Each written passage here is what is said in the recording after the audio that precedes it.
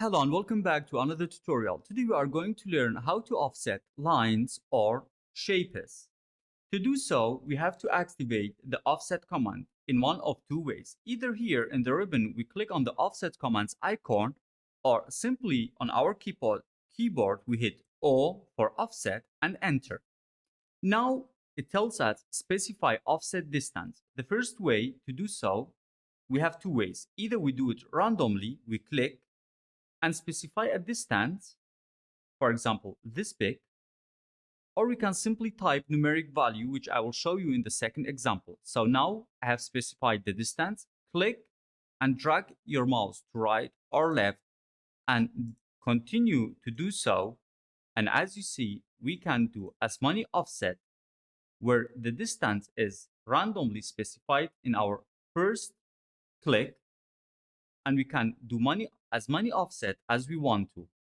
So now we offset a line, but this time I have this room, which is a 3x4 room. Okay, if we zoom in, 400 centimeter, and this 300 centimeter. I want to create a wall which is 20 units. Okay, to do so, again, I click on my keyboard O for offset, enter. And this time, instead of randomly specifying a distance, I simply type 20 to have a wall which is 20 units. Hit enter, and now, as you see, I created my wall, which is exactly 20 units. There is also one more options to cover while using the offset command. Simply hit O for offset. Now we have here something called through.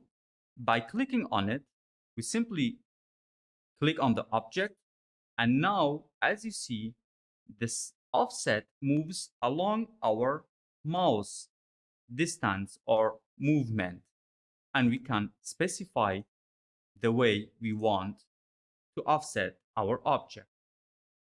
That was it for our today's tutorial. If you learned something, subscribe, hit the notification button in order not to miss our upcoming tutorials. And you have any questions or suggestions for me, please let me know in the comment section below. Thank you and see you soon.